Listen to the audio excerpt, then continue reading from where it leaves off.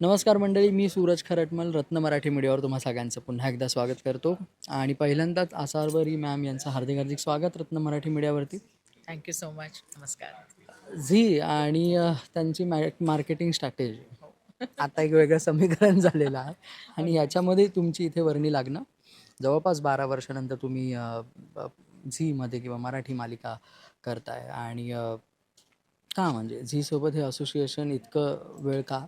आणि मग ह्याच मालिकेच्या निमित्तानं पुनरागमन करणं हे का? खरं म्हणजे का ह्या प्रश्नाचं मी नाही उत्तर देऊ शकत. झी मराठीवर माझी घरवापसी 12 वर्षांनी झाली आहे. पण ह्या 12 वर्षामध्ये मी झोपाळा झुलत होते. झुला झुलणं म्हणतात तसं. मराठी, हिंदी, मराठी, हिंदी, मराठी, हिंदी. पण त्याच्यामध्ये इतर चॅनल्सवरती काम करत असल्यामुळे झी मराठीचा योग नाही आला असं म्हणेन मी. हं. आत्ता झी मराठीने ही जी भूमिका माझ्याकडे आणलेली आहे त्याच्याबद्दल मी काय म्हणू म्हणजे माझ्या स्वप्नातली भूमिका होती की वाह! हे मला करायचंच आहे. ते सत्यात उतरलं असं म्हणेन मी. वाह! क्या बात! निवड प्रक्रिया असते. काही पॅरामीटर्स आपण लावत असतो अभिनेता म्हणून. कारण इतके वर्ष तुम्ही मालिका क्षेत्रात काम करताय. इतक्या वेगवेगळ्या भूमिका तुम्ही निभावलेल्या आहेत. अनेकदा असं होतं ना, की कलाकार म्हणून आपण त्याला एक पर्टिक्युलर पॅरामीटर्स लावत जातो. या भूमिकेसाठी आणि या मालिकेसाठी साधारण तुमचे कुठल्या पॅरामीटर्स तुम्ही साधारण लावलेले आहेत? ही भूमिका जेव्हा माझ्याकडे आली ना तेव्हाच मी डोक्यात माझ्या विचारचक्र सुरू झालं होतं की ही भूमिका मी कशा प्रकारे साकारेन. युज्युअली आपण जेव्हा बघतो ना तेव्हा मला असं वाटतं की खलनायिका म्हटल्यानंतर ना खूप ती लाऊड केली जाते, हं.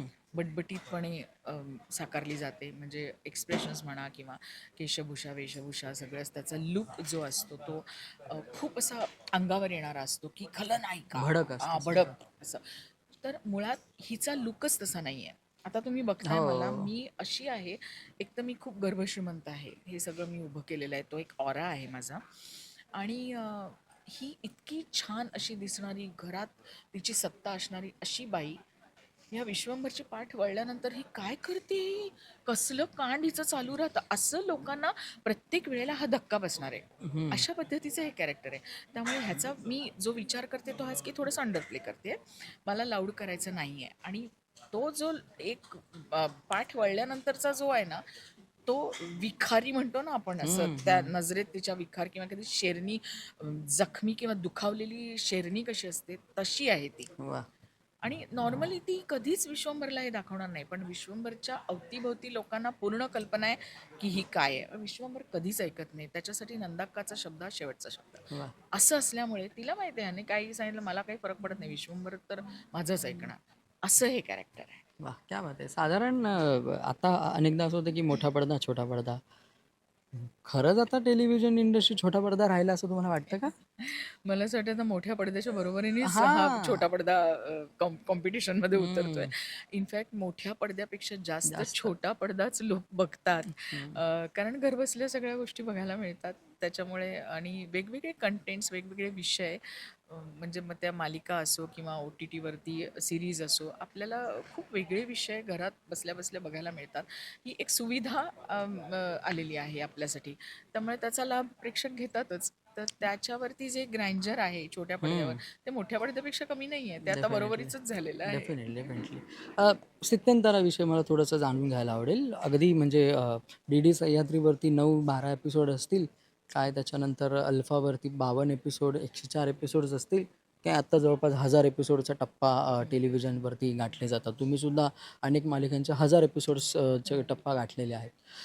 हे स्थित्यंतरकडे तुम्ही कसं पाहता? आणि पर्टिक्युलरली ह्या मालिकेचे तुम्ही साधारण किती एपिसोडच्या टार्गेटमध्ये आहात, की तेव्हा त्यासाठी तयार आहात? अ, स्थित्यंतराबद्दलचं मी उत्तर आधी देते, हं. की मी जो काळ बघितलाय आता माझ्या करिअरला जवळ-जवळ 40 वर्ष 40. होऊन गेलेली आहेत. मी जे स्थित्यंतर पाहिलेलं आहे, ते म्हणजे जसं तुम्ही म्हणालात, की पहिल्यांदा 13 एपिसोडची मालिका हं. असायची.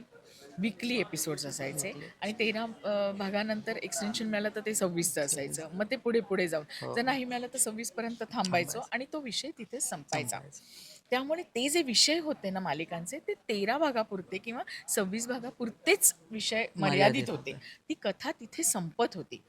आता कसं झालंय, की तुम्ही आता घेतानाच तुम्ही मुळात 52 एपिसोड किंवा त्याच्या पुढच्या एपिसोडचं तसंच कॉन्ट्रॅक्ट असतं, की तेवढी मालिका जाणारच. ती जाणारच ह्याच्यानंतर सुद्धा ती प्रेक्षकांच्या प्रतिसादावर अवलंबून असतं, की हम्म. आवडतंय, आवडतंय, आवडतंय म्हटल्यानंतर कथानकामध्ये गुंतागुंत, मग ते इकडचं तिकडे, तिकडचं इकडे, हे करत, करत, करत वाढवत 3 वर्ष, 4 वर्ष मालिका चालतात. हम्म. अर्थात प्रत्येक कलाकाराचं ह्याच्यावर पोट आहे, त्यामुळे 4 वर्ष काय 5 वर्ष मालिका चालवत, हे प्रत्येक कलाकार हेच म्हणणार. पण मला असं वाटतं, की कुठेतरी थांबणं गरजेचं असतं. हम्म. आज 1 वर्ष, 2 वर्ष, 3 वर्षानंतर जर असं वाटलं, की आता कथेत काही घालण्यासारखं नाहीये, तर पाणी घालत ती वाढवण्यापेक्षा ती तिथे थांबून आपण प्रेक्षकांचा निरोप घ्यावा. कलाकारही दुसऱ्या सीरियल करता काम करायला उत्सुक असतात, मोकळे होतात आणि प्रेक्षकही सांगतात म्हणतात, की "अरे वाह! छान पॉइंटला संपवली." हे ना हल्ली होत नाही. मग प्रेक्षक म्हणतात, "काय पाणी घालतात? काय इकडचं तिकडे, कुठलं इकडचं हम्म. तिकडे असं कनेक्शन दाखवतात. हे काय कथेशी कथानकाशी काही संदर्भच नाही." अशा रिॲक्शन्स येतात. त्याला तर कलाकार म्हणून आम्ही काही करू शकत नाही. पण कुठेतरी त्याचा एक थांबण्याचा एक पॉइंट असावा असं मला वाटतं. क्या बात आहे. आत्ता जर मी तुम्हाला असं विचारलं, कारण तुम्ही इतक्या मालिका केलेल्या आहेत, मला वाटतं की महिला कलाकारांमध्ये मालिकांच्या पहिल्या 10 मध्ये तुमचं पण नाव घेतलं जातं. जर तुमच्याकडे समोर चॉईस ठेवली, की तुम्हाला एका मालिकेची ऑफर आहे आणि सोबत एखाद्या फिल्मची ऑफर आहे, काय निवडाल तुम्ही? मालिका. का? याची कारणं अनेक आहेत. मला फिल्म करायला नक्कीच आवडेल आणि मी फिल्म्स केल्यात, पण मी येस, खूप नाही येस. केल्या, कमी कमी केल्यात. केलं. फिल्मचं टेक्निकच वेगळं आहे. एक तर फिल्मसाठी तुम्हाला काही दिवसाचं शेड्यूल असतं, ते तुम्हाला मॅनेज करावं लागतं. त्याच्यानंतर तुम्हाला डबिंगला वेळ द्यावा लागतो. हे सगळं येतं टेक्निकली गोष्टींमध्ये. सिरियलचं कसं असतं, तुम्ही रोजच्या रोज काम करता आणि तुमचं महिन्याचं टार्गेट जे असतं, फिल्मचे पैसे एकदा मिळाले की संपलं. महिन्याचं टार्गेट तुमचं सॅलरीसारखे तुम्हाला पैसे येऊन तुमचं घर चालतं. त्यामुळे मालिका हा माझा कायमच पहिला प्रेफरन्स राहिलेला आहे, की करिअर आणि घर कन्सिस्टन्सी. दोन्ही कन्सिस्टन्सी असली पाहिजे. करिअर करता आणि परत मालिकेने तुम्ही ज्या घराघरात पोचता तेवढं फिल्ममधनं नाही पोचत. कोणीही नवीन कलाकार फिल्ममध्ये जेव्हा येतो तेव्हा ती फिल्म आली काय गेली काय कळतही नाही आणि मालिकेत मात्र नवीन कलाकार जेव्हा येतो तर तो घरभर प्रसिद्धच होतो. हा बेसिक फरक आहे मालिका आणि चित्रपटामध्ये. क्या बात है! क्या बात है! इतकं समर्पक उत्तर आहे ना हे. आणि पर्टिक्युलर मग या मालिकेच्या बाबतीत साधारण किती एपिसोड्सपर्यंत मजल आहे? खूप मजल दरमजल करत जाणार आम्ही थांबणार नाहीच आहोत.